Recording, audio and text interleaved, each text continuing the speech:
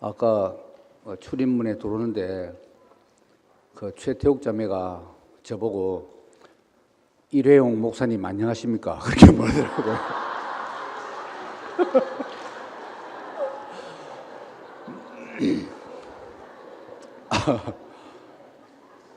아, 1976년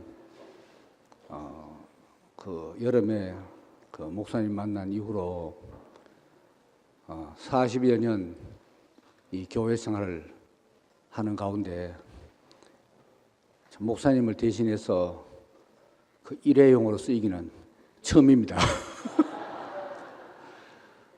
너무나 감사하고 참 그 앞선 이 자리에선 형제들이 뭐 두렵고 떨린다, 긴장된다 라고 말했을 때 뭐 늘 아는 사람들 앞에서 말하면 되지 뭐가 긴장되나 했는데 저도 긴장되네요. 일회용으로 쓰고 치울 건데 왜 이렇게 긴장되지?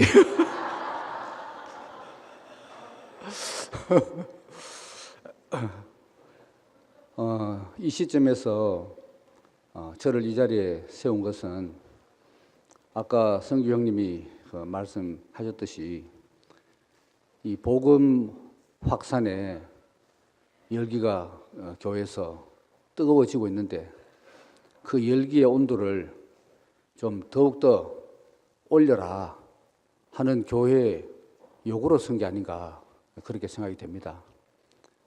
그래서 제가 뭐 한 1도라도 더 올리는데 쓰이면 더 바랄 게 없겠습니다. 그래서 제목을 주님의 소원을 이루라 라는 제목이 생각났고 주님의 소원이 무엇인가 이것을 다시 한번 곰곰이 생각하게 되었습니다. 그래서 이제 주님의 소원과 관련된 성경을 한번 읽어보겠습니다.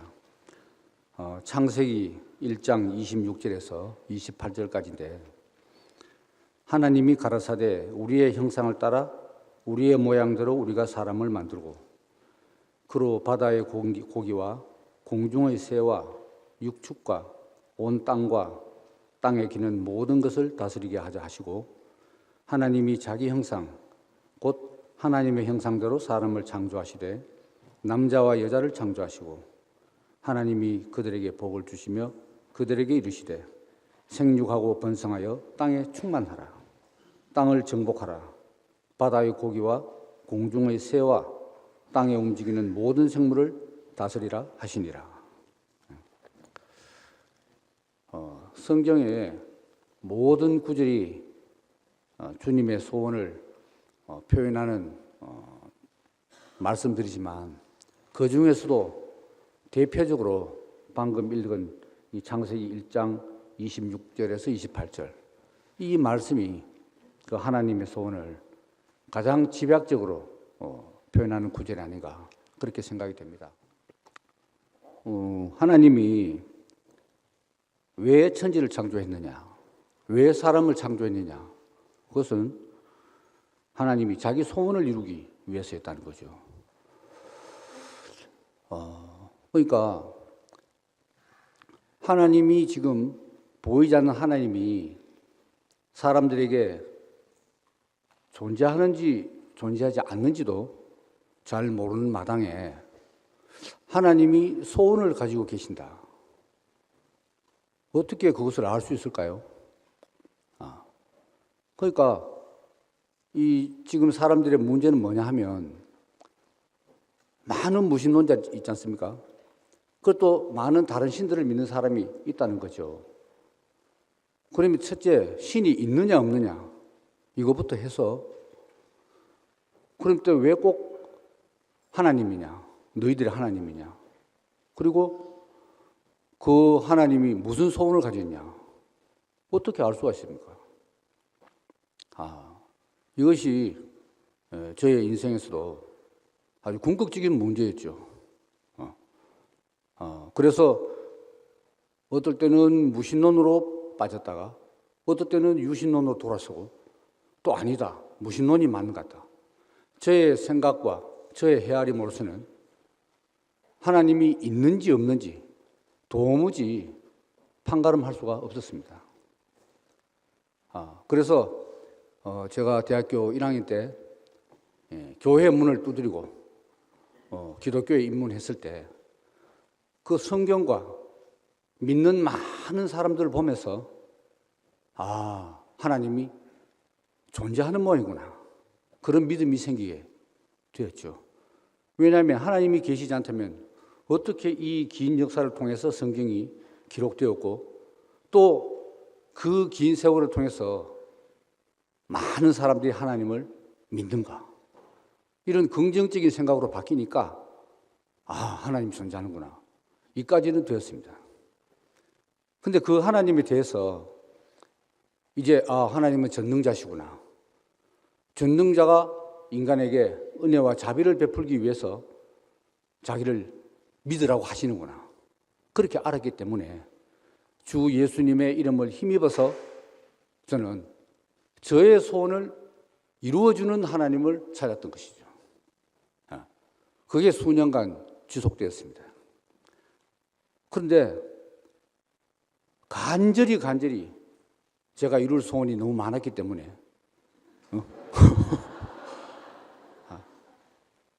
출세부터 또 예쁜 여자를 획득하는 일부터 많았어요. 그런데 왜 그 소원이 하나도 이루어지지 않는지 몰랐습니다. 그래서 겨우 하나님을 믿었는데 믿는 하나님이 이렇게 무심하시나 이렇게 좌절에 빠지게 되었죠.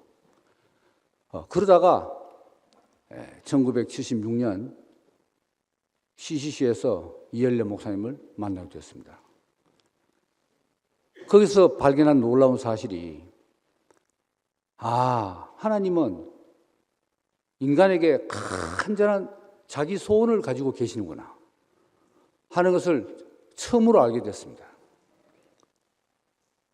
그러니까 하나님은 사람을 지으시고 그 지으신 사람을 통해서 자기 소원을 이루려고 하고 인간은 전능한 하나님을 통해서 인간의 자기 소원을 이루려고 하니까 아무리 하나님을 믿어도 그것이 하나님의 소원이 이루어지지 않더라는 거죠.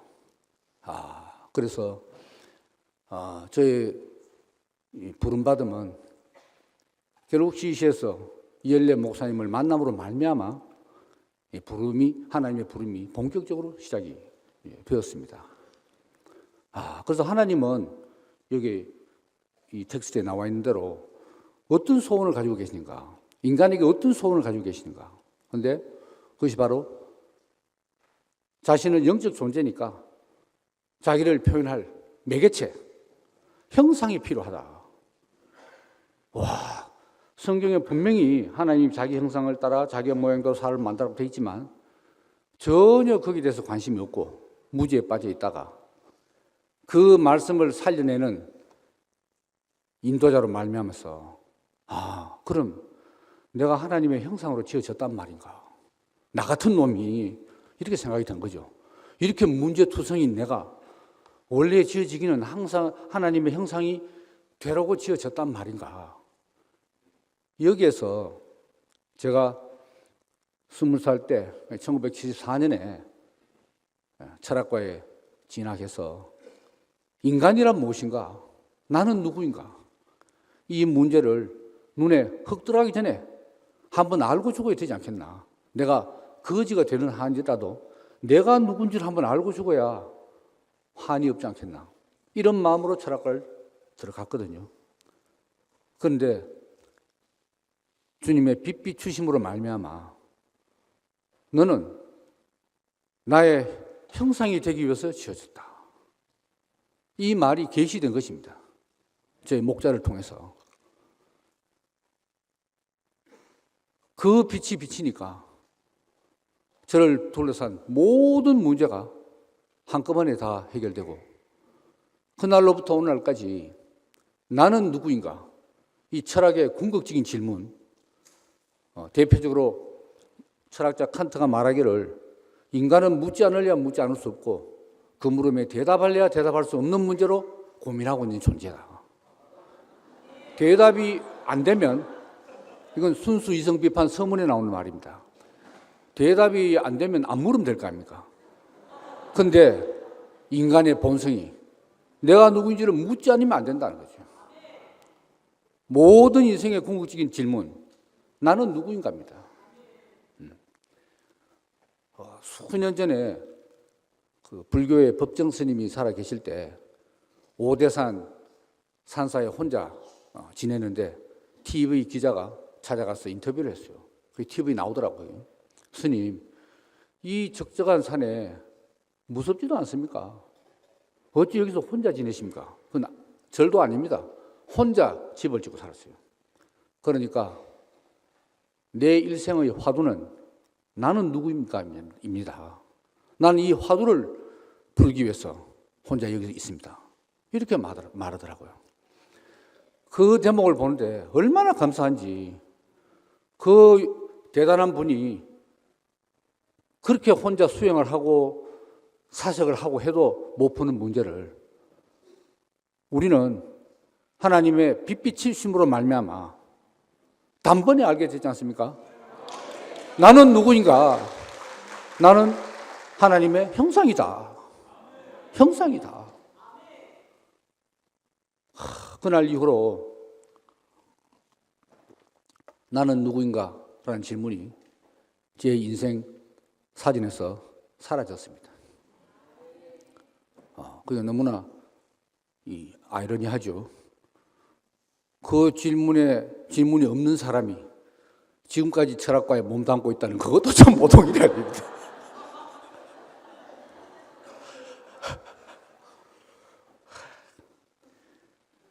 형상은 여기 텍스트 보면 이미지, 영어 성경에 보면 이미지라고 되어 있습니다.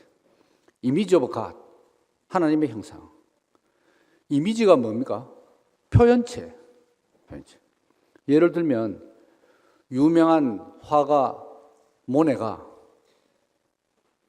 자기의 자연을 바라보는 아름다운 감성, 미적 감성을 뭘로 나타내겠습니까? 아름다운 그림으로 나타내야 될 거 아니겠습니까? 그럼 모네의 그림은 모네의 형상인 거죠. 모네가 어떤 화가인가? 모네의 그림을 보면 이런 화가구나. 모네가 왜 유명합니까? 그림 때문에 유명하죠. 그렇다면 하나님이 인간의 형상이 된다면 하나님은 유명할 뿐만 아니라 영광스럽지 않을 수 없죠. 왜냐하면 그 형상이 너무 영광스럽게 드러나면 하나님은 그 형상을 통해서 영광을 받으시는 거 알겠습니까? 그러니까 이것이 이 많은 두꺼운 성경 구절 중에서 가장 중요한 구절이 아닌가. 나의 정체성을 밝혀주는 말씀. 너는 나의 형상으로 지어졌다 하는 이 말씀. 이게 복음의 출발인 것 같습니다. 그날의 감격을, 감격이라는 단어도 모자라죠. 그것이 제 인생에 비춰왔을 때 모든 문제가 다 사라지고 어제까지 지옥에 있는데 하루쯤에 천국으로 뒤바뀌어 버리더라고요. 제 주변 환경은 바뀐 것이 하나도 없었습니다. 그런데 내가 누구인가가 밝혀지니까 모든 것이 다 해결되더라는 거죠. 그래서 하나님이 천지 만물을 지으시고 마지막에 사람을 지으신 이유는 빛은 빛대로, 궁창은 궁창대로, 땅은 땅대로, 식물과 동물은 그들대로 다 하나님의 어떠하심을 부분적으로 나타내시지만은 특히 인간은 하나님의 생명과 그 생명의 성품을 드러낼 자다. 그러니까 보시기에 힘이 좋지 않을 수 없는 거죠.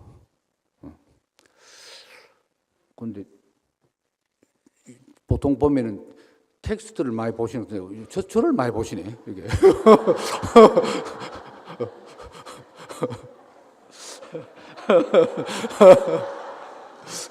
텍스트 볼 겨를을 주지 않나요?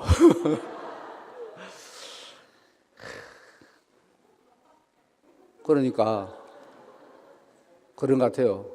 아, 이 우주 안에 하나님의 소원이 있구나. 소원. 제가 이 텍스트를 쓰면서 소원이라는 단어가 그전보다 훨씬 더 밝게 조명이 됐어요. 소원. 아, 하나님은 소원을 가지신 분이구나. 그 소원 때문에 내가 사람으로 지어졌구나 하는 거잖아요. 야, 그러니까 하나님의 소원을 이루려고 하는 사람, 그 사람에게 어찌 하나님이 복을 주지 않을 수 있으며 어찌 사랑하지 않을 수 있습니까? 자기 소원을 이루려고 한대. 그래서 이 부모와 자식 간에도 그런 것 같아요. 부모가 자식을 놓을 때 소원 없이 놓는 부모가 있겠습니까? 다 나름대로 부모의 소원이 있다고요. 자식이 태어나기 전에 소원이 먼저 있고 그 다음에 그 소원에 의해서 태어난다 말입니다. 그래서 다 같은 부모지만 부모의 소원을 이루려고 살아가는 아들을 보면 얼마나 더 사랑스럽겠습니까? 더 사랑스럽겠죠.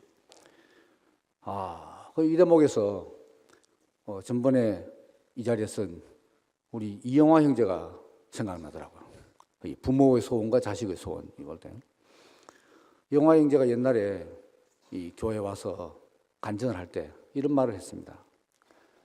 자기는 한양대 법대에서 어렵고 힘든 고시 공부를 할 때 어떤 일념으로 했는가.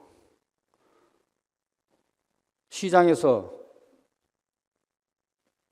콩나물 장사는 방튀기 장사는 어머니가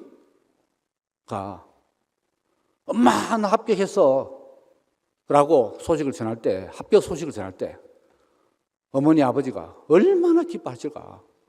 그 환하게 기뻐하는 얼굴을 눈앞에 떠올리면서 그 힘으로 고시 공부를 했더라고요. 이영화 형제 맞죠? 못 왔나요? 결정적인 지금 대전에서 보겠지 뭐. 야, 그때 타고난 효자구나. 그때 저는 엄청나게 심판받았습니다. 나는 어떻게 한 번도 어머니 아버지의 소원을 위해서 내가 살아야지라고 한 번도 생각해 본 적이 없을까. 이 태생적 한계.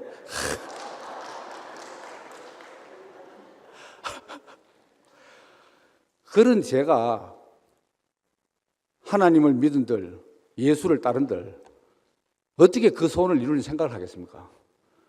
예수를 믿으면서 하나님을 찬양하면서 내 소원을 이루려고 했던 거죠. 내 소원을 더욱더 잘 이루기 위해서 예수도 필요하고 전능자 하나님도 필요하고 그랬던 거죠. 이게. 그래서 아무리 이렇게 하나님의 소원이 땅에 성경구에 있어도 왜 안 보였던가? 제 주변에 하나님의 소원을 이루려고 사는 사람이 없었다는 거죠. 다 저처럼 소원의 내용은 다 다르지만 자기 소원을 이루려고 예수의 이름을 부르는 사람들이 있으니까 이 구절이 있어도 안 보인다는 겁니다. 안 보여요. 근데 저는 이엘레 목사님 만나면서 처음으로 뭐 다른 데도 많이 있는지는 모르겠습니다만은 제가 만난 첫사람 이엘레 목사님은 자기 소원이 없고 오로지 주님의 소원밖에 없더라는 거죠. 여기서 그 인격과 삶을 보면서 이 구절이 제 눈에 확실하게 들어오게 됐습니다. 그렇구나. 그 이영화 형제를 보면서 효자가 있긴 있구나 뭐 이런 걸 알았듯이 자식이 부모의 소원을 이루려고 살아간 사람도 있네 처음 발견했듯이 목사님을 보면서 하나님의 소원을 이루려는 사람이 있고 이 사람이 정말 사람다운 사람이구나. 이래서 제 멀리 빗나간 제가 드디어 제자리로 서서히 서서히 방향을 턴해서 돌아오게 됐다는 거 아닙니까? 오늘날까지. 근데 이 우주에는 하나님의 소원만 있는 것이 아니고 사탄의 소원도 있다는 거죠. 사탄의 소원은 뭐냐? 내가 하나님같이 되겠다. 내가 하나님같이 되겠다. 우주의 1인자가 되겠다. 하는 소원을 가진 영적 존재가 있다. 야, 하나님의 소원도 알기 어렵지만 사탄이란 존재와 사탄이 소원을 가졌다는 걸 어찌 알겠어요? 그런데 하나님의 소원을 알게 되면 이상하게 사탄의 소원이 무엇인지가 알게 되고 사탄의 존재도 눈으로 보진 않지만 딱 알아져요. 아, 내가 이때까지 속았구나. 사탄에게 속았구나. 속인 자가 있구나. 그때부터 저 자신의 인생의 실패에 대해서 자책하는 마음이 사라졌습니다. 아, 속인 자가 잘못이지 내가 잘못이 아니구나. 그걸 알게 되거든요. 그러니까 자기를 자책한 데서 완전히 해방되더라고요. 이게. 그러니까 자, 하나님이 소원을 이루려고 해도 자기가 지으신 사람이 필요하고 사탄이 자기 소원을 이루려고 해도 하나님이 지으신 사람을 필요로 한다 이거죠. 그러니까 유혹하고 속여서 자기 수하로 뺏어와야 된다. 하나님은 생명과를 먹여서 자기 형상인 사람을 만들려고 하고 사탄은 선악과를 먹여서 자기 형상을 만들려고 사탄의 형상으로 만들려고 하고 이 우주 안에 이 사람을 차지하려는 전쟁, 이게 바로 우주적 전쟁, 진정한 우주적 전쟁이고 공중의 전쟁 아니겠어요? 여기에서 인간은 누구 편이 되느냐? 근데 사탄에게 속은 하와와 아담은 속은 줄을 모르니까 속은 줄을 모르니까 돌아갈 생각도 없고 하나님이 건져주지 않으시면 영원히 속은 자의 길을 갈 수밖에 없다는 거 아닙니까? 이게 참 끔찍한 사건이죠. 이게. 그래서 사탄이 권유하는 선악과를 먹고 사탄의 소원을 이루는 인간은 속았기 때문에 절대로 내가 사탄의 소원을 이루는구나 이렇게 생각 안 합니다. 자기 소원을 이루려고 한 거죠. 자기 소원. 자기 소원은 여러 가지가 있겠지만 첫째, 자기 자랑. 높아지려고 하고 자기 이름을 빛내고 자기 자랑하는 거. 그죠? 좀 깨닫는 바가 많은 모이네요. 특별히 크게 웃으시는 거 보니까.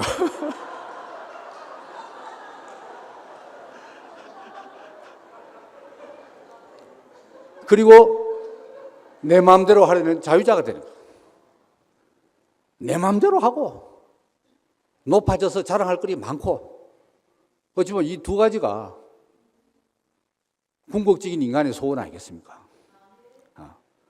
그 세상에서 보면 사람은 다 자랑하는 맛에 살잖아요. 자랑의 종목이 달라서 그렇지 목표는 똑같습니다. 자랑하는 맛. 자랑할 것 많은 사람은 목에 힘주고 턱시대고 없는 사람은 쪼그러지고 그런 거죠. 이게. 그래서 이제 인류의 역사가 아담의 역사가 흐른 동안에 아담은 스스로 아담도 머리가 좋으니까 반성하게 된 거죠. 사람이 왜 괴로워하는가? 인생이 왜 불행한가? 왜 고통의 바다에서 허우적거리는가? 이 소원이 너무 많아서 그렇다. 소원, 다른 말로 하면은 욕망, 갈망, 그죠? 그래서 소원을 갖지 마라. 무소원. 소원을 갖지 마라. 욕망을 내려놓아라. 마음을 비워라. 이걸 가르치게 됐잖아요. 사실 그렇지. 소원만 없으면 인생이 조용하니까. 그런데 살아있는 생명체인 인간이 살아있는데 어떻게 소원을 안 가집니까? 아침에 일어나면 밥 먹는 소원도 있죠. 또 변 보고 싶은 소원도 있죠.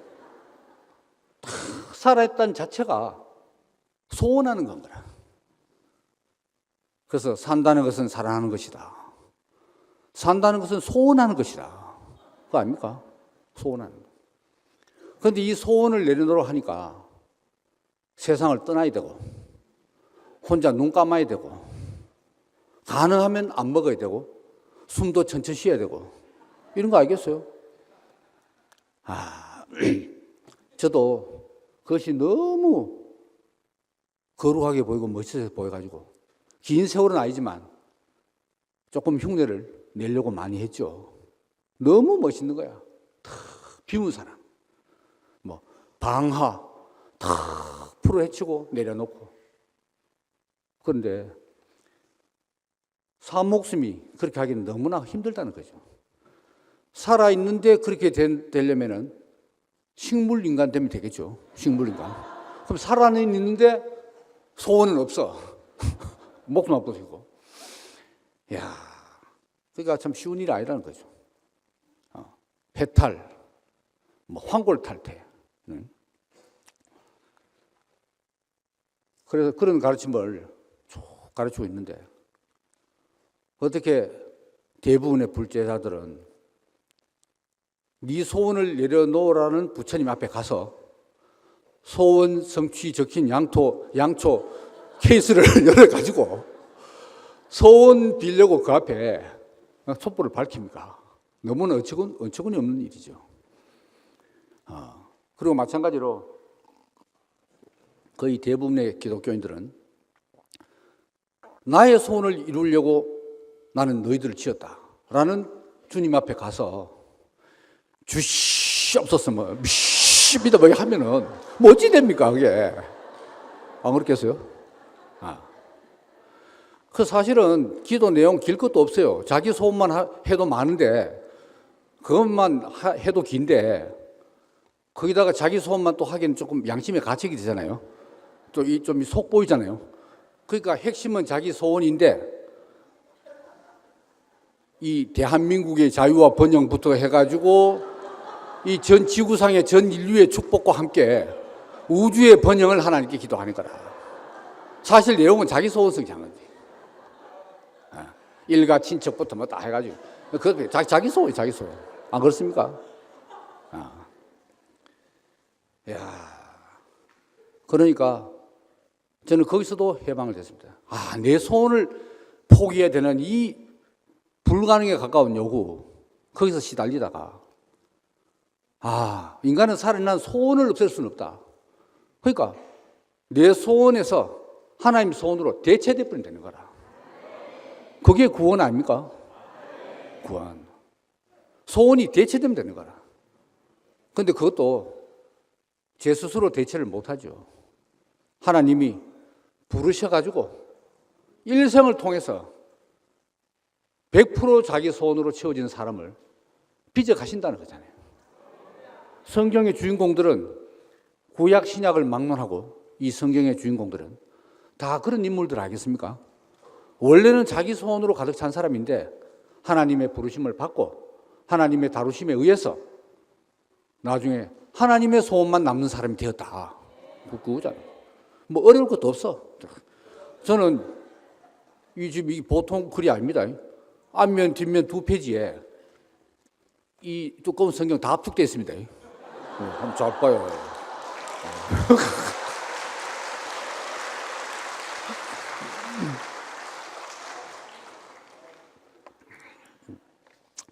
뭐 이것도 주안에서 자랑하는 거니까 뭐 괜찮겠죠.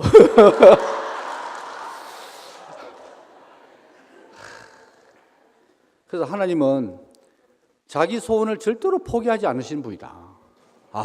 이게 얼마나 우리의 복인지 모르겠습니다.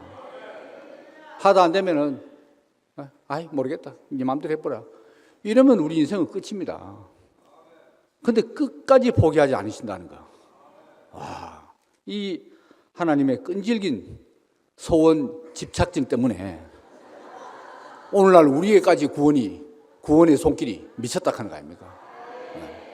이 멀고 먼 이방 땅에까지. 그래서 구약에 보면 창세기 12장에 하나님이 아브라함을 불러냈습니다. 본토와 친척과 아비집을 떠나 내가 지시할 곳으로 가라. 본토와 친척 아비집, 이건 어떤 곳입니까? 아브라함이 자기 소원을 이룰 수 있는 홈그라운드. 아예 그걸 떠나라. 그 부르심을 받은 날부터 아브라함은 이제 자기 소원은 점점 사라지고 일생을 통해서 하나님 소원으로 대체되는 그 인생 여정을 겪게 되는 거죠. 하나님의 이끄심, 다루심은 다 이 목적을 위해서예요. 그래서 아브라함이 많은 과정을 거쳐서 하나님이 약속하신 아들을 100세에 낳았다.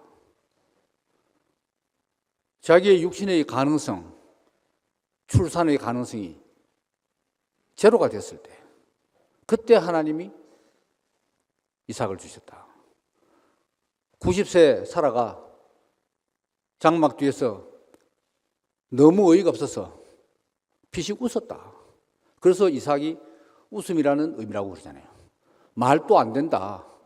아무리 하나님이지만 그건 정신없는 소리시다. 뭐 이런 거. 그죠? 거기에서 이삭이 왔다는 거죠. 전적으로 은혜로 낳아진 아들. 그 아들이 성장했을 때 모리아산에 번제단의 제물로 바쳐라. 이런 하나님의 명령이 있었잖아요. 성경에 보면 아브라함이 전혀 그 이삭을 제물로 바치는 데서 근심하지 않았습니다. 자기 힘이 남아있을 때 난 이스마엘을 내쫓으라 할 때는 심히 근심하였다라고 성경에 기록되어 있는데, 이삭을 바칠 때는 만약에 100세에 1% 자기 힘이 남아서 마지막 혼신의 힘을 다해서 아들을 낳았더라면 밤잠 못 자죠. 어찌 잘 수 있겠습니까? 어찌 아들한테. 그런데 전적으로 하나님으로 말미암아 난 아들이라는 것을 아브라함이 알기 때문에 내 신이가 가져가신다 라고 알았기 때문에 모리아산에 바쳤다는 것입니다. 그런데 하나님이 다시 살리신 거죠. 나무에 뿔 걸린 염소를 대체하고 이삭을 살리시고, 그때 아브라함에게 뭐를 약속하셨냐? 이 씨로 하여금 하늘의 별처럼 바닷가의 모래처럼 많게 하겠다. 이런 약속을 했습니다. 본토와 친척과 아비집을 떠나 내가 지시할 곳으로 가라. 그리고 내가 네 이름을 창대케 하고 너로 큰 민족을 이루겠다. 그때도 큰 민족을 약속했죠. 그런데 본격적으로 이 이삭이라는 씨가 나서 모리아산에서 죽고 부활했을 때, 다시 말하면 씨가 완성됐을 때, 그때 더 구체적인 축복을 하게 됩니다. 바닷가의 모래처럼 하늘의 별처럼 많게 하겠다. 아까 성경 구절 읽은 대로 생육하고 번성하여 땅에 충만하라. 그러니까 하나님의 소원은 초지일관, 요지부동입니다. 자기 형상으로 사람을 짓고 그 형상인 사람들이 생육하고 번성해서 이 땅에 충만하고 땅을 정복하고 다스리는 나라가 되는 거. 다스린다는 건 하나님의 성품을 만유에게 분배하는 거. 이런 나라를 갖는 게 하나님의 유일무이한 소원, 딴 소원 없다 이 말입니다. 오로지 이 소원. 그래서 아담에게 이루어지지 못한 그 소원을 아브라함을 불러내서 이삭을 통해서 이루려고 하신 거죠. 그러니까 이스라엘의 혈통적 이스라엘의 씨, 그게 바로 이삭이잖아요. 그러면 새 인류의 조상이 되는 씨, 그게 바로 예수다 이 말입니다. 너무나 구약 신약이 명백한 그림으로 대조를 이루고 있는 거죠. 그래서 이제 이삭을 거쳐서 야곱의 시대가 되면 야곱은 이름이 탈취자. 야곱은 성경 전체를 통해서 유난히 자기 소원이 많은 사람 아닙니까? 동생으로 태어났지만 기어코 형이 돼야 되고, 그래서 장자의 명분을 탈취했고, 그리고 바단 아람의 외삼촌 집에 가서 예쁜 라헬을 얻기 위해서 레아 얻고 라헬 얻고 빌라 얻고 실바 얻고 어쨌든 4명을 얻었고, 그리고 마음에 쏙 드는 총명하고도 똑똑한 아들을 얻기 위해서 그 앞에 마음에 없는 10아들까지 낳고, 그 바람에 내 안에 생기고 10아들까지 낳고, 요셉이 태어나자 이제 가나안으로 돌아가야겠구나 이렇게 했던 사람 아닙니까? 그래서 다 우리가 각자 다 야곱의 성분들이지만, 지금 이 중심부까지 올라간 초창기의 양문의 형제들이 학교에서 저보고 어떤 별명을 붙였냐. 형님은 살아있는 야곱입니다.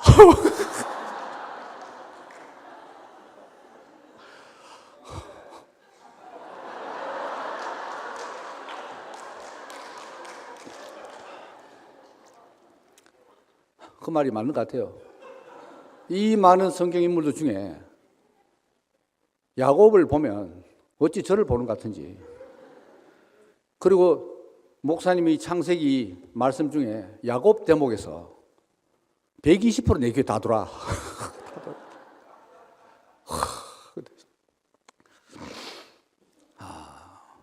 그게 저도 소원이 많았죠. 대학원 때까지, 대학원 시절까지 학부 때부터 자기 지도 제자로 박사과정까지 지켜보시는 우리 지도 교수님이 뭐라 하셨냐. 김윤동 저놈은 애살이 많다. 애살 많은 게 자기 소원 많은 겁니다.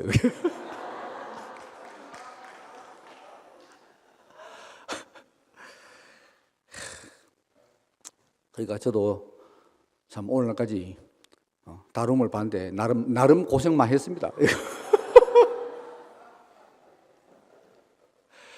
애써서 쟁취한 소유를 잃어버리는 그 환난을 많이 당했죠.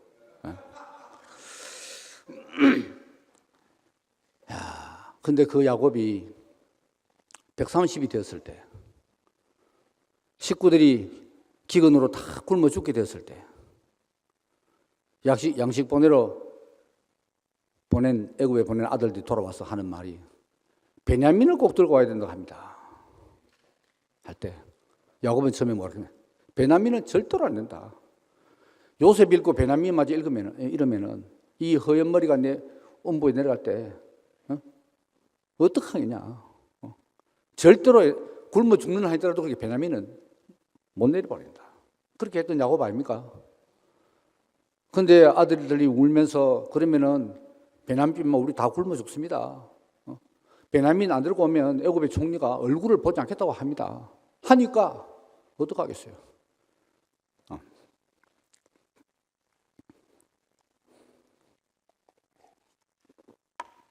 그래서 창세기 43장에 보면 내가 자식을 잃으면 이르리로다.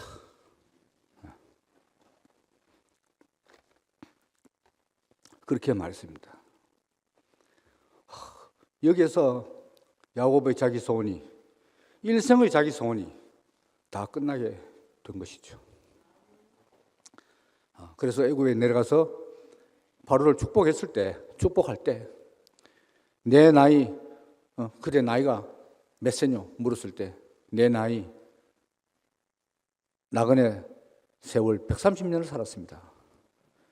내 조상들의 나그네 세월에 미치지 못하지만 험악한 세월을 보낸 나이다. 이렇게 말했습니다. 그리고 바로를 축복했다는 거예요.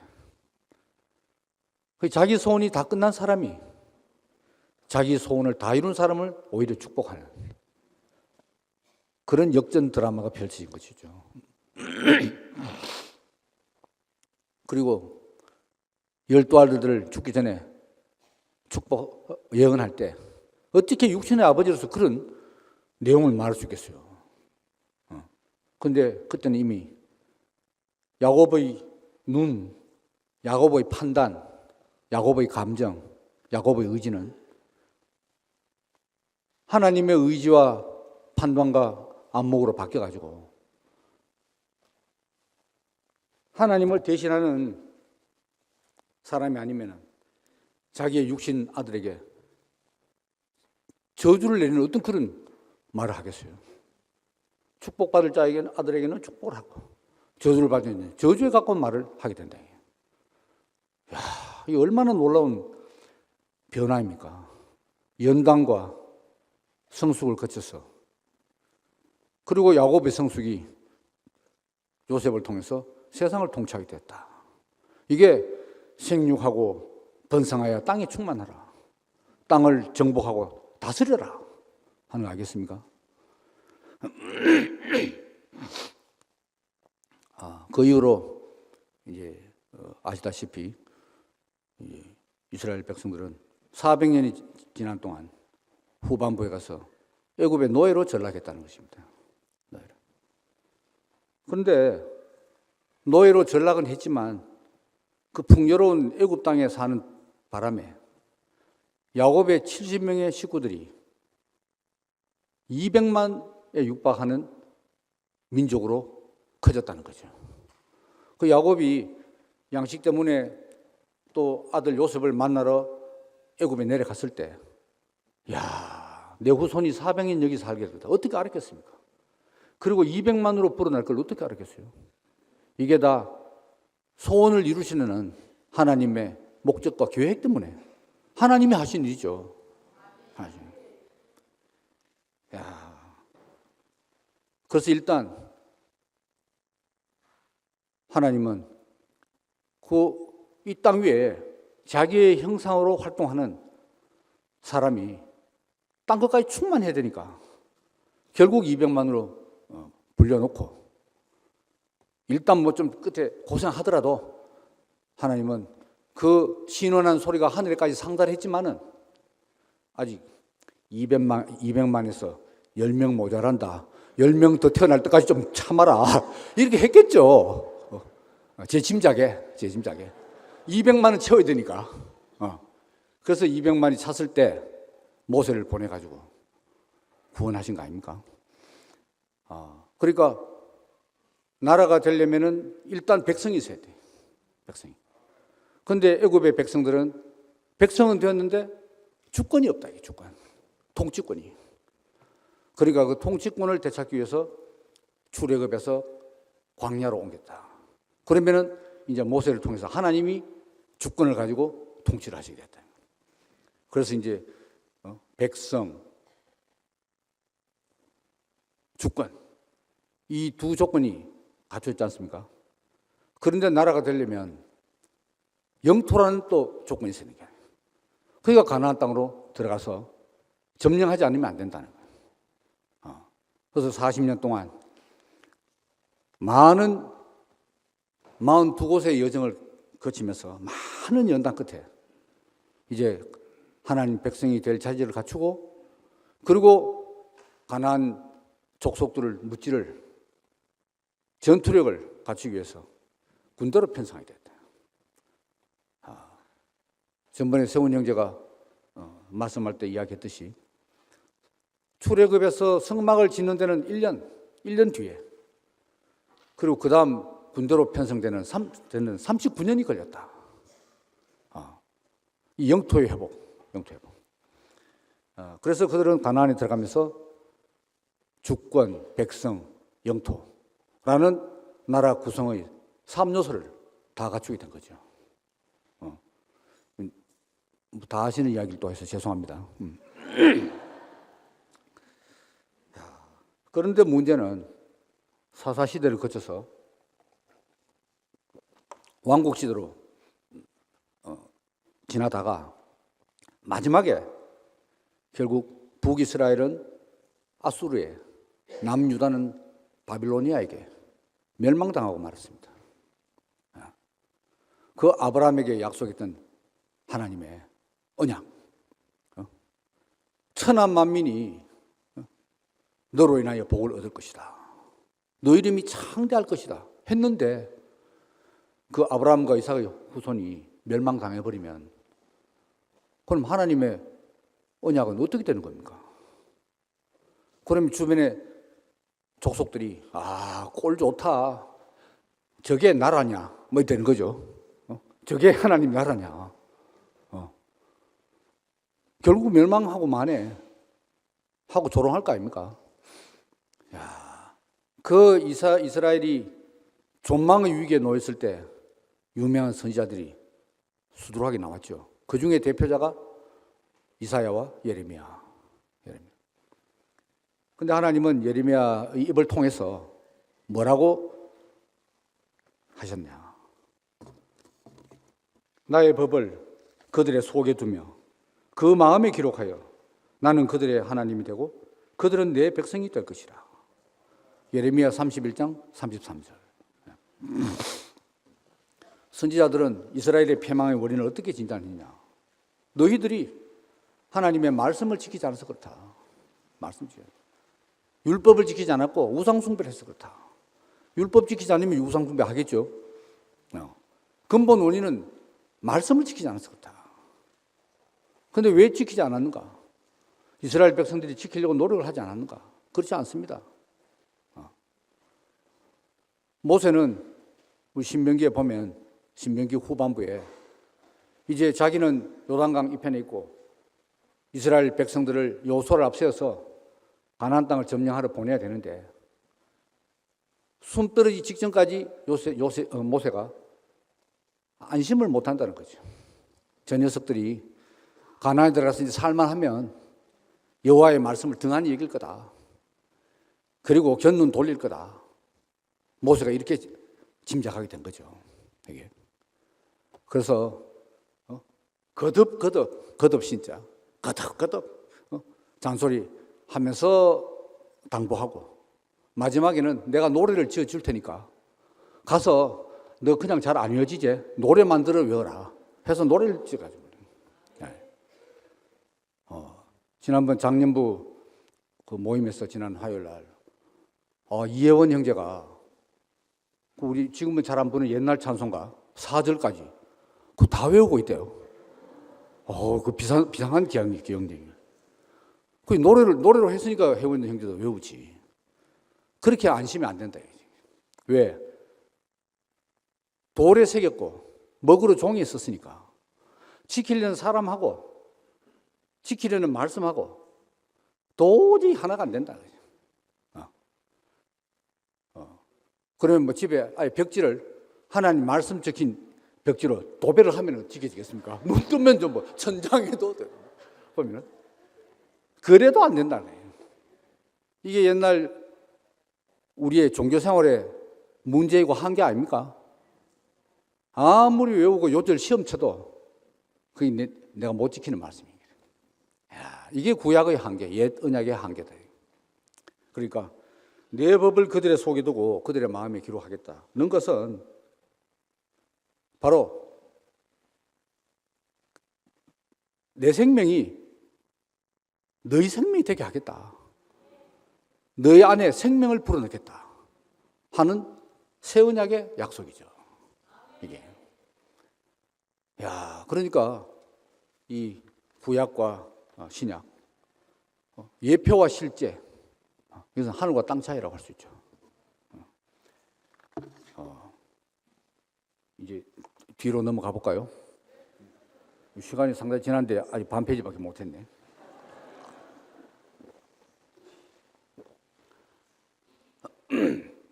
사도 요한은 요한복음에서 말씀이 육신이 되어 우리 가운데 거하심에 우리가 보니 하나님의 독생자의 영광이요 은혜와 진리가 충만하더라.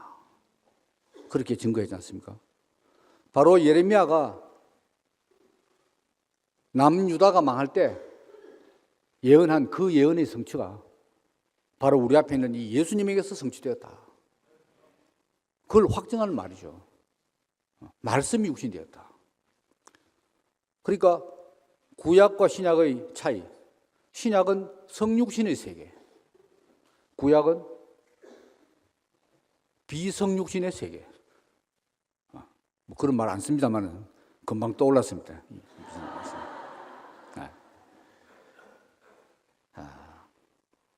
그러니까 이스라엘 민족을 이루는 이삭은 이스라엘 민족의 혈통적 시고, 진정한 하나님 소원을 이룰 하나님 나라의 시인 예수는 혈통적 시가 아니고 영적 시고 생명의 시다 이거죠. 율법과 생명, 그죠? 비성육신과 성육신, 이 차이다 이 말입니다. 야, 그래서 이삭과 야곱과 요셉과 이스라엘 민족이 하나님의 구약적 소원을 이루어드리기 위해서 그들의 전 일생을 드렸다면, 이제 새 언약에 예수의 부름을 받고 예수 안에서 새로 태어난 하나님의 자녀들은 이제 하나님의 진정한 소원을 이루기 위해서 전 인생을 드리는 것이 마땅한 거죠. 너희는 가서 모든 족속으로 제자를 삼으라. 예루살렘과 온 유대와 사마리아와 땅끝까지 이르러 내 증인이 되라. 이것은 예수님이 제 아들과 마지막 결별할 때 최후의 당부가 바로 이 두 대목입니다. 그러니까 예수님은 이삭이 아브라함의 백세, 사람의 힘으로 나지 않았듯이 예수님은 더더욱 혈통으로나 육정으로나 사람의 뜻으로 나지 않냐고 오로지 하나님께서 난 자라는 것을 제 아들이 증거했는데, 그게 바로 이사야가 예언한 보라 처녀가 잉타의 아들을 낳을 것이고 그 이름을 임마누엘이 하리라 하는 그 예언이 예수님에게서 성취되었다. 사도 요한은 그렇게 증거한 거 아닙니까?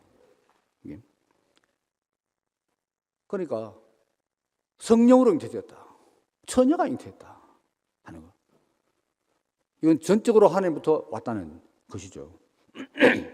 그런데 이삭이 자기와 자기 후손들을 통해서 연단의 과정을 거치듯이 예수님도 마찬가지로 아무리 처녀로 잉태되고 이 땅에 육신으로 오셨다 하더라도, 성경에 일일이 기록은 없습니다만은 예수님의 어린아이 시절하고 공생에 대비하실 때 시절하고 마지막 십자가에서 죽으실 때 시절하고 똑같겠습니까? 거기에 시의 생육이 있는 거죠. 그러니까 잘은 모르지만 왜 예수님의 33년의 인생에 앞에 30년의 인생은 나서 뭐 애굽에 피난 갔다가 뭐 나사렛 동네 숨어가지고 살고 뭐 이런 거 몇 개 빼놓고는 없어요, 없어. 그리고 건너뛰어가지고 12살 때 성전 한번 갔다 온 이야기, 그거 빼고는 갑자기 등장하지 않습니까? 왜? 아직 이 시를 세상에 퍼뜨릴 만한 시로 아직 성숙되지 않았기 때문에, 뭐 문제가 있어서 그런 게 아니고 시의 성숙이 필요하다. 그래서 예수님이 공생에 대비하시고 제자들을 불러 모으시고 이끌어 가실 때, 그때 예수님 어쩌습니까? 오병이어로 5,000명을 먹이고 무리를 걸어가고 죽은 나사로를 살리는 그런 기사와 이적을 행했다는 거죠. 분명히 예수님이. 그런데 그 놀라운 능력을 보고, 저분을 따라가면 이스라엘 나라를, 로마의 지배를 당한 이스라엘을 회복하고, 회복될 때 우리가 누구? 처음부터 따라온 개국 공신들 아이가? 그러니까 우리 아들 좌편, 하나는 우편, 알겠죠? 그거 맞지? 다 부탁도 하고 했던 거 아닙니까? 야, 근데 시가 완성 단계에 이르니까 제자들마저 저분이 과연 누구인가? 주여 어디로 가시나이까?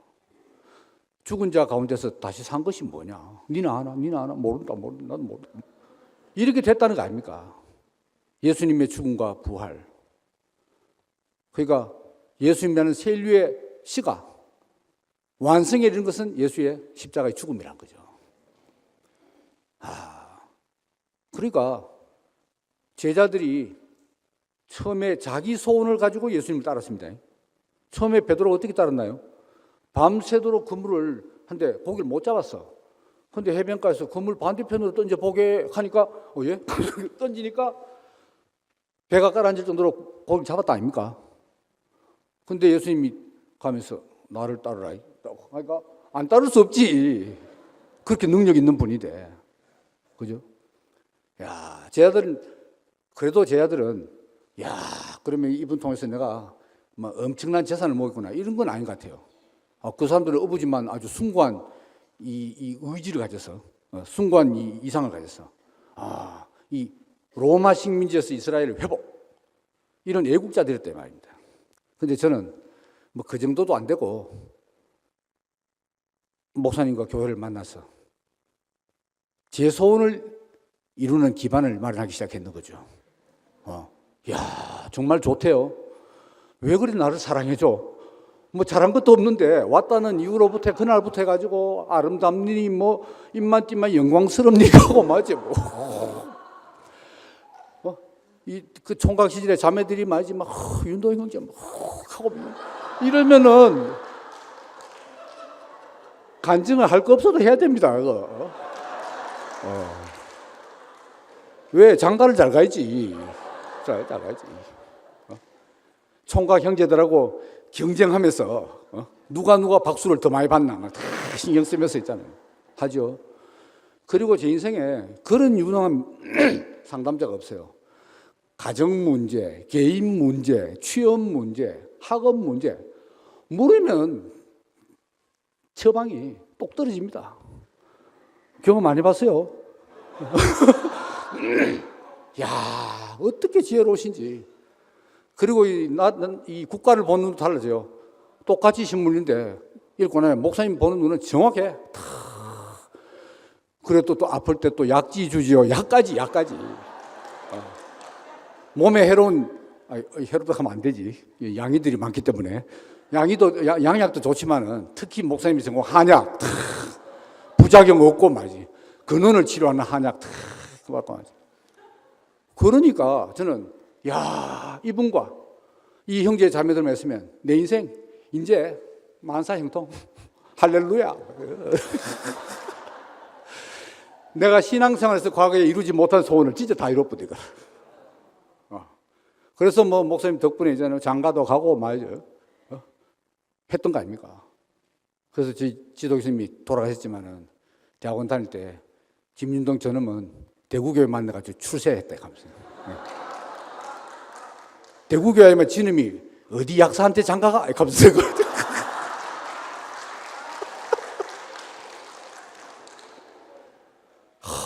그래가지고 이제 사람의 그 잡생각과 고민이 없으니까 똑같은 전데 IQ가 기본에 한 30은 더 올라간 것 같아요. 그래서 왜 그래 잘 외워져? 책 쫙 읽으면요 외우는 게 아니고 딱 찍혀. 내가 이렇게 기억력이 좋았나. 그 다음에 또 운동은 왜 그래 잘 돼? 테니스 라켓 잡고 나가가지고 있잖아요. 3년 만에 온 지역을 다 평정했다 아닙니까? 진짜요. 이 단신에.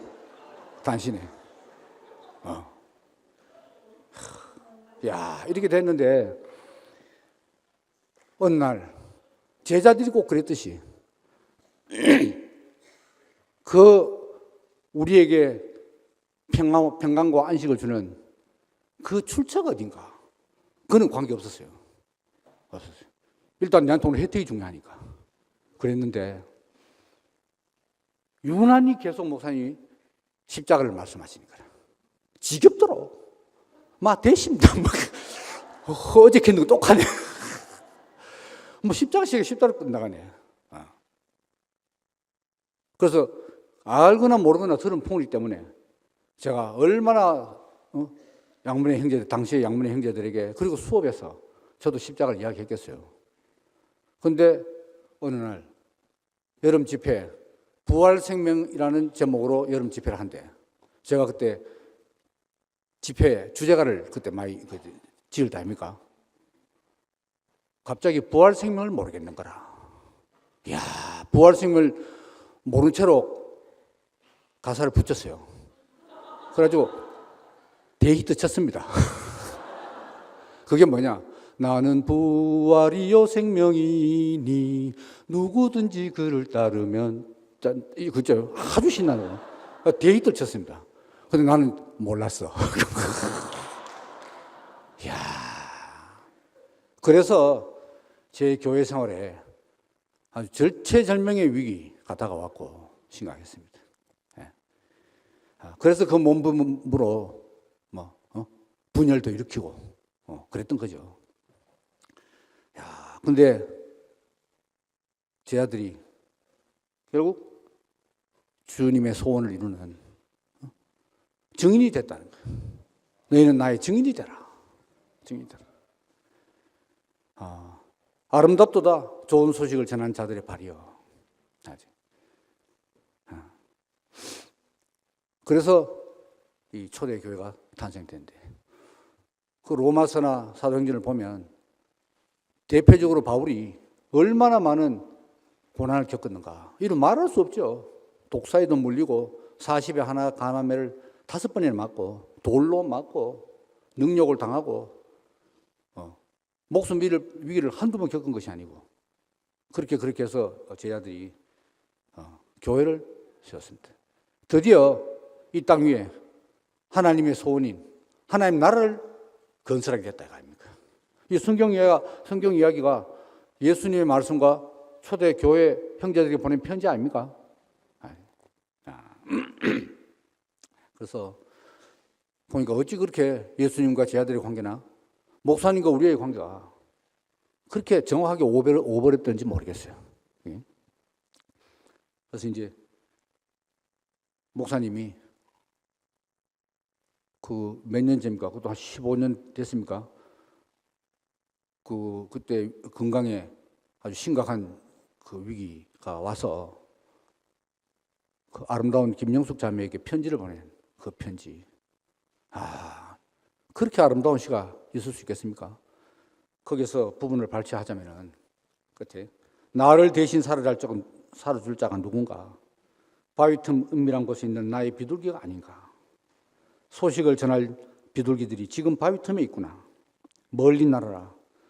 더 멀리 날아서 은밀한 소식을 전하라. 티끌을 모아 나를 만드신 하나님, 이제 나를 온 세상에 흩어소서. 그때 이 편지를 읽고 얼마나 울었지 모릅니다. 어떻게 주님의 소원을 이루는 한 사람의 인격이 이렇게 영광스러울 수 있는가? 저도 여러 비둘기 중에 한 마리로서 당신의 소원대로 멀리 날아서 내가 당신의 소식을 전하겠습니다. 그냥 들은 소식이 아니라 내 자신에게서 이루어진 그 소식을 전하겠습니다. 그런 마음을 갖게 된 것이죠.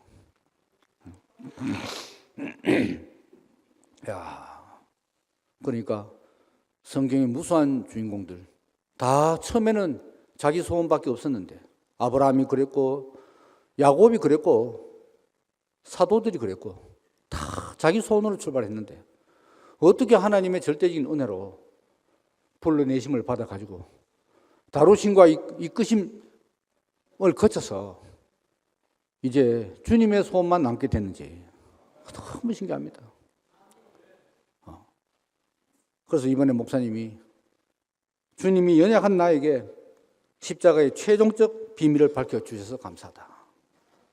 왜 다른 사람이 아닌 자신에게 주님이 밝혀주셨냐. 내가 연약하기 때문이다. 잘나서 그런 게 아니고. 씨는 완성되었다. 이제 이 씨를 온 땅에 퍼뜨려라. 그렇게 말씀했습니다. 근데 이 완성된 씨가 어떤 씨냐?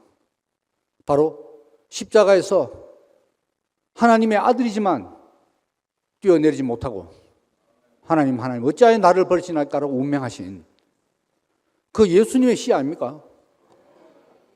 그 시가 완성됐다는 거죠. 그러니까 이 십자가에 달려서 뛰어내리지 못하는 그 주님의 자리, 그것이 바로 우리 모든 사람의 자리이고, 거기에서 하나님의 생명을 공급받을 수 있고, 공급받을 때 하나님의 형상으로, 하나님의 생명의 형상으로, 생명의 증인으로 기능할 수 있다 하는 거잖아요. 그러니까 목사님도 꼭 그런 것 같아요. 저는 처음에 목사님을 좀 죄송합니다만 사람은 참 안정되고 기가 막힌 것 같은데 인간적으로 좀 시시하게 봐서요. 별로 아는 게 없는 것 같아, 목사님이 처음에. 그래서 이 재수형님 그 옆방에 계실 때 찾아가 보면은 그래도 명색이 목사님이신데 장서량이 너무 없어. 우리 보통 목사님들 가면요 집이 도서관입니다. 근데 찬장 조그만한데 뭐 몇 건 떡인데 제천 집에 가봐도 많이 없더라고. 이게. 근데 장서량은 제가 한 10배나 돼, 10배. 대학생이 제가. 그래서 이런 무식한 목사님을 사람 좋다고 따라가 되겠나 하는 불안감이 처음에 엄청 생기더라고요. 와, 근데 하루, 한 달, 1년 계속 지나는 동안에 놀라운 분인 거라. 우리 진짜 형님이 옛날에 교회 몇 번 나왔거든요. 그 고등학교 교장선생님하고 은퇴하셨는데, 근데 이때까지 선생 연수 받으면서 전국의 유명 강사들을 무수히 접했는데, 너 교회 이열래 목사님만큼 말씀 잘하는 사람 처음 봤다 카네. 그건 박수 칠 때만 아닙니다. 이거는 박수 치면 안 돼. 이건 박수 치면 안 돼. 지금은 좀 천천히 하십니다. 얼마나 빨리 말하십니까? 근데도 수정할 말이 없어. 그러죠. 그리고 이 사람의 저 사람이 누구인가? 그 본질을 꿰뚫는 통찰력, 지혜, 세상을 보는 안목, 와, 엄청납니다. 그리고 타고난 효자품성, 제가 제일 기죽는 그 효자품성에다가 남녀노소 이 복음 알기 전부터 목사님 그랬다고. 그러니까 그때 지금 광주에 있는 김성구 형제가 성지순례로 하면 이상합니다만은 목사님 고향에 가서 당신들은 이열례라는 사람 어떻게 생각합니까? 이열례는 당신들이 그 불교가도 그 사람 따라갔을 거다. 그만큼 동네에서 칭송이 자자한 거라. 좋은데, 할만한데, 근데 저부터 여기 대부분 사람들이 포함이 안 된다는 거. 그게 문제 아닙니까? 포함이 안 되는 거라. 야, 근데 목사님이 씨는 완성됐다. 이 말씀이 뭡니까? 씨는 완성됐다.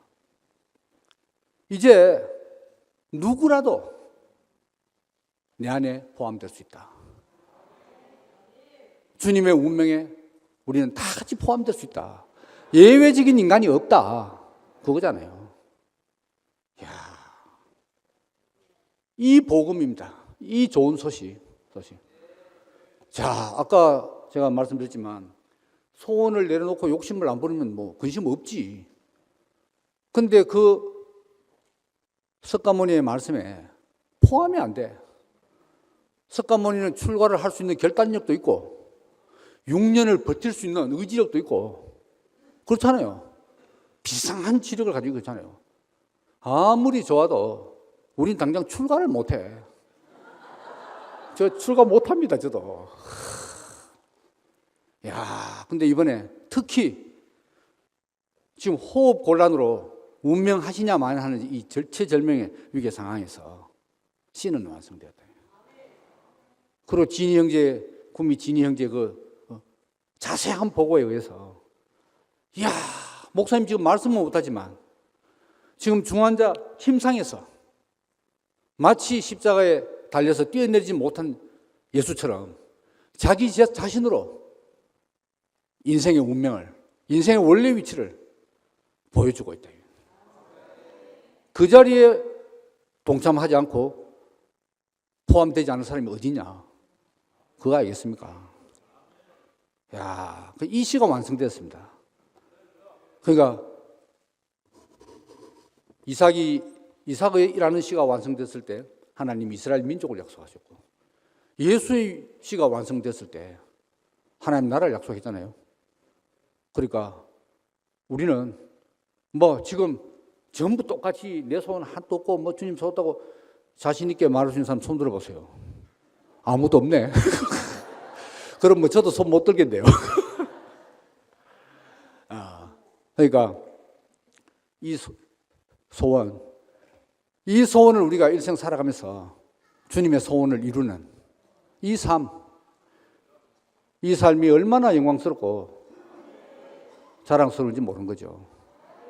근데 여기서 한 가지만 제가 덧붙이자면은, 그러면 지금 젊은 양문의 형제들에게 또 바깥에 있는 젊은 영혼들에게 우리가 복음을 전한다. 복음을 전하는 게 하나님 나라를 확장하는 거다. 우리는 이런 지상 명령을 받다. 근데 그러면은 여기서 다 바깥으로 뛰어나가가지고 캠퍼스 아니든 바깥이든 가는 젊은이를 붙잡고 네 내시 좀 받아라. 뭐 가겠어요?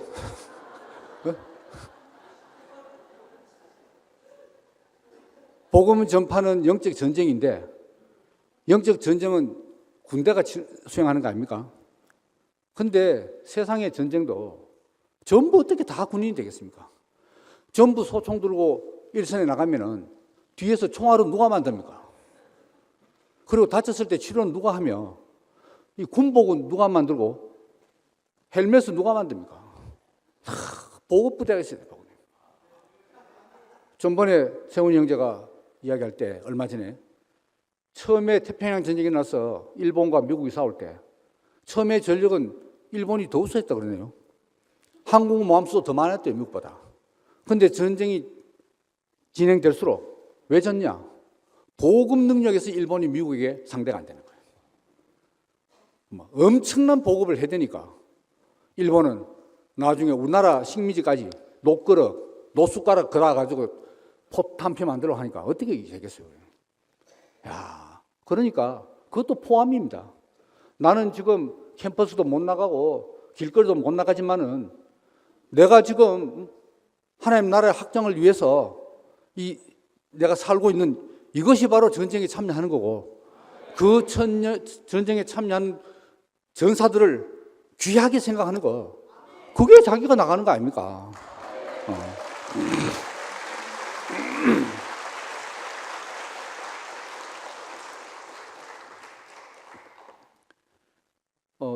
저희 자매도 이때까지 한 명도 못 들고 왔습니다.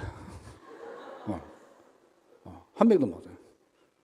그 대신에 저를 많이 전적으로 지원했죠. 그러면 같이 들고 온 겁니다, 그게.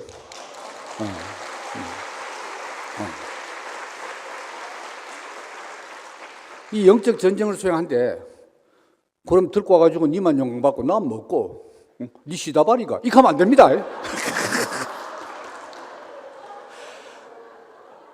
시다바리가 아닙니다. 같이 쓰이는 겁니다. 야, 그래서 이 군인을 귀하게 여긴 나라가 잘된 나라 같아요. 전에 우리 고등학교 때 교련 선생님이 가대요. 자기가 한국 군복을 입고 뭐 이 교육 때문에, 훈련 때문에 미국에 가서 어느 시골 교회를 들어갔대요. 한국 사람으로서 군복을 한대. 그 교회 전혀 모르는 미국 시골 교회 사람들이 전부 일어나가지고 기립박수를 하더래요. 여기에 군인이, 나라를 지키는 우리의 동맹국 군인이 왔다 박수를 막. 이 그런 나라가 잘된 나라인 거라. 그런데 좀 곤란한 나라 어떤 나라냐? 군대 가서 3년 썩고 근데 군대 생활을 썩는다고 하고, 또 옛날 그런 말 있잖아요. 군대 누구 면회 갔는데 사람은 하나도 없고 군바리들만 있더라. 군인을 사람 취급을 하는 거, 군인을 군발이라고 하는 거, 이건 곤란한 나라죠. 이게. 야, 그러니까 우리는 이스라엘이 40년간 42곳의 과정을 거치면서 이 가나안을 점령하는 군대로 편성되지 않습니까? 지금 우리는 아주 유사하게 40여 년 목사님의 인도를 받으면서 영적 군대로, 어린 양의 군대로 편성됐습니다. 그래서 우리는 두려워할 필요가 없습니다. 왜냐하면 이스라엘 전쟁에서는 여호와가 항상 앞섰고 우리에게는 세상 끝날까지 항상 우리와 함께하는 주님이 계신다는 거죠. 그래서 예수님이 나의 증인이 되라, 모든 족속으로 제자를 삼으라고 말씀하시면서 뭐라고 말씀하셨냐? 세상에서는 너희가 환난을 당하나 담대하라, 내가 세상을 이겼노라, 이렇게 말씀하시지 않습니까? 그러니까 우리는 지금까지 이렇게 이끌시고 시를 완성하셨는데 뭐 그 다음부터 주님이 알아서 하시겠죠. 뭐.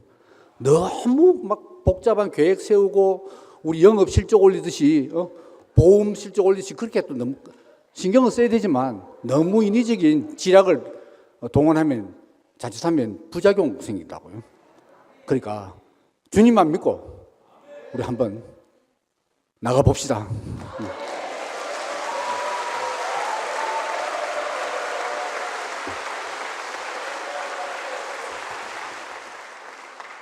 기도하겠습니다. 감사하신 아버지 하나님, 당신은 당신의 소원을 이루시기 위해서 당신의 형상으로 우리를 창조하시고 우리가 길을 빗나갔음에도 불구하고 당신의 소원을 끝까지 버리지 않으시고 다시 우리를 구원하셔서 이제 당신의 전사로 세우셨습니다. 이 땅에 기가하는 모든 족속을 당신의 자녀로 만들어서 태초부터 가지신 당신의 소원이 저희들을 통해서 이루어지시기를 간절히 원합니다. 주 예수님의 이름으로 기도드리옵나이다. 아멘.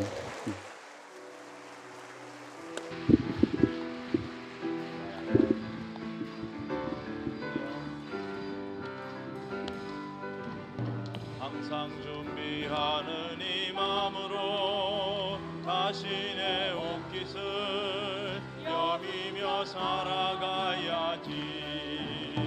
시간이 촉박하면 더욱더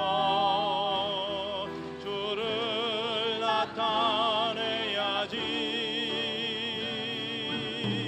붙잡아 두고 싶은 여유가 맥없이 내게서 점점 더 사라져가니 형제를 더욱 사랑해야지. 더욱 깊게 더욱 진하게 나를 대신해 살아줄 저 누군가. 바위 틈 속에 나의 비둘기 아닌가. 이제 날아라 더 멀리 날아서 뜨거운 미라